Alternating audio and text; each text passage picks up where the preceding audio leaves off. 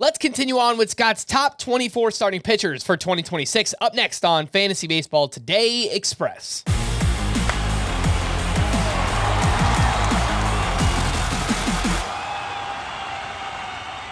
Welcome into FBT Express on Friday, November 21st. I am Frank Stanfield, joined by Scott White. Last episode, we broke down Scott's top 12 starting pitchers for next season. We'll pick up from there. We'll go 13 through 24, break them down in groups of 3. 13 through 15, Scott, you have Blake Snell, Jacob deGrom, and Spencer Schwellenbach. Name that stands out here, Schwellenbach coming back from that fractured elbow. He looked like the breakout that many were expecting last season. He was throwing with harder velocity, but it did lead to that injury. How much do you worry about that heading into next season? I worry about it some. I think you have to be, because it's clearly a usage-related injury. Those are the kinds that scare me the most. Will a pitcher's body hold up to the torque that he's putting on it? And in Schwellenbach's case, no. Stress fracture in the elbow. That's often tied to a velocity increase. And the thing is, Schwellenbach himself noted this. He thinks it was because he was throwing harder that his elbow snapped in this way. So that's concerning, because obviously velocity is important, but we've already seen Schwellenbach succeed at less velocity. It was his rookie season, basically, and it was exciting enough that he was being drafted borderline top 20 coming off that year. And then the velocity went up. He looked even better. Great. He recognizes that he might not be able to continue with that. And we've already seen what it looks like. It's still really good. So I think he has a good grasp on this situation, and I think we can still draft him with confidence, even given the nature of the injury. 16, 17, and 18, you have Jesus Luzardo, Logan Webb, and Framber Valdez. Jesus Luzardo, first season in Philly. It was a very good season for him.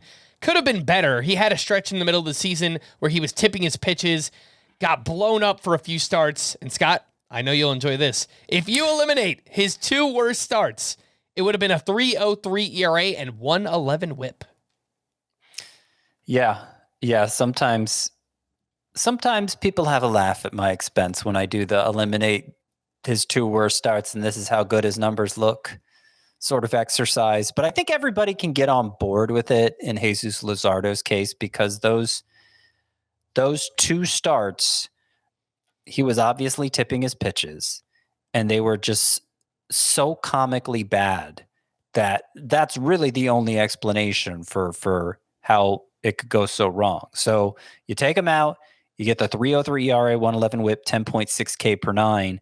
Maybe you look at that ERA especially and are like, yeah, that's not going to happen though, right? Well, actually the ERA estimators kind of support it. In fact, the FIP was even lower than 3.03 for Jesus Luzardo. So I think we can take those numbers at face value. And doing so, that very much looks like Jesus Luzardo is an ace. So I know ranking him 16th might raise an eyebrow for some, especially when you're comparing it to the full season numbers. But I'm coming about it honestly. I really do think Luzardo has more upside to offer than some of the names behind him that you're more familiar with, like Logan Webb and Framber Valdez. I did just want to mention with Webb and Valdez, who you have here, 17 and 18, these rankings are for Roto. If you look at head-to-head points leagues, they are a little bit higher. Logan Webb at 13, Framber Valdez at 14. They are 2 pitchers in particular that excel in that format. They throw a lot of innings. They give you a lot of quality starts. So keep that in mind if you play in a points league. Let's take a quick break, and we'll be back right after this. When you need your sports news all the time, we've got breaking news to bring to you. CBS Sports HQ gives you a snapshot of all the sports that matter to you. When you need your sports in a snap, find it on CBS Sports HQ, streaming free anywhere you are. Welcome back in FBT Express, taking a look at Scott's top 24 starting pitchers for next season, 19, 20, and 21. You have Freddy Peralta, George Kirby, and Tyler Glasnow. Did just want to touch on Freddy Peralta here for a second. People might be a little bit surprised to see him at SP19. He just finished as a top 10 starting pitcher in fantasy this past season. His value was boosted up by 17 wins, and he kept the ERA and whip down, but he kind of overperformed based on his underlying numbers. So I agree with where you rank Freddy Peralta. I think you should expect closer to the pitcher we've seen before. A very good one, but not a top 10 or top 12 starting pitcher. No, all the underlying indicators were about the same as always. The strikeout rate about the same, the walk rate about the same, vulnerability to home runs about the same. His ERA was a run better than it normally is, a full run better. And I think it's a fluke. And so you're going to get burned if you draft Freddy Peralta expecting an ERA below 3 again, or even in the low 3s. That's just not that. Like, the other numbers don't support that, and the track record doesn't support that. And it's really as simple as that. I think he's a fine number 2 option, particularly if your priority is strikeouts, but be careful not to overvalue Freddy Peralta. I do like George Kirby in this range too as your SP20. He dealt with some injuries last year and some inconsistency, but perhaps that was caused by him missing time. I still expect him to be closer to the pitcher he was in previous years, and if he does that, he could perform like a high-end SP2, low-end SP1. So I actually think there's some kind of early profit potential based on where I'm seeing Kirby in early ADP.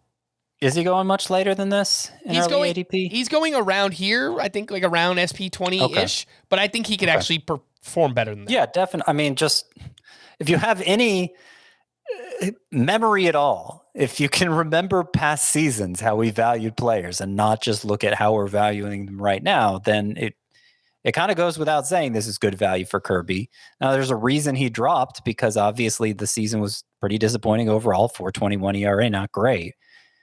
He still had 2 14 strikeout efforts. So we know the upside is there. And, he missed time early on with shoulder soreness. And a lot of times that can have just a lasting effect on a pitcher's entire season, an early injury like that. Maybe he never felt quite right. Maybe he got a little too cute with his pitch selection. He's still young. He still has the talent. He has enough of a track record that we can trust that he'll probably set things right in 2026. And 22 through 24, you have Kyle Bradish, Yuri Perez, and Dylan Cease. People might be surprised to see Bradish and Perez this high. Bradish was incredible in a small sample size. Yuri Perez, a former top pitching prospect. I actually agree with both of them being here. Bradish in particular, I get that it was only 6 starts, but 13 K per 9 and a 14.6% swinging strike rate. He looked incredible in that small sample. If anything, I'm worried I have Bradish too low. Like, if somebody wanted to say, no, Jesus Luzardo shouldn't be your number 16 because Kyle Bradish should be, I wouldn't argue against it too much. Yeah. With Dylan Cease, free agent this offseason, his ERA and WHIP were a huge letdown. He kind of has this on again, off again thing. We'll see how, teams treat him in free agency, but he, on the surface, looks like one of the most unlucky pitchers from this past season.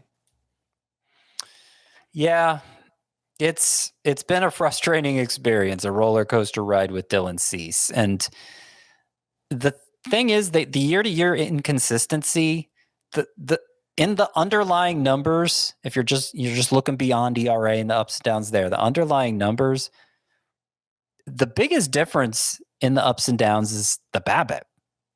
It's up in his bad years, it's down in his good years. And that is, at least in principle, something he doesn't have direct control over. Now, BABIP has kind of fallen out of favor as an analytical tool because we know quality of contact has a lot to do with BABIP, but that hasn't risen and fallen too much with Cease. It's really just the BABIP himself. So now he's entering the free agent market. Might that mean defense will go a long way, whatever defense he lands with, to predicting his future outcomes? Maybe. But he's also one of the best bat missers in the game, and that's obviously a defensive independent skill. So better defense will help. I'm not sure it totally predicts Cease's future, and maybe some of it is just happenstance. But we know he's capable of being a true ace in fantasy. He's done it a couple times. So this is the year to buy on him when nobody is valuing Dylan Cease as such. All right, for more extensive fantasy baseball coverage, listen to our full-length podcast, Fantasy Baseball Today, on Spotify, Apple Podcasts, or anywhere else podcasts are found. Thanks for listening to Fantasy Baseball Today Express, and we will be back again next week.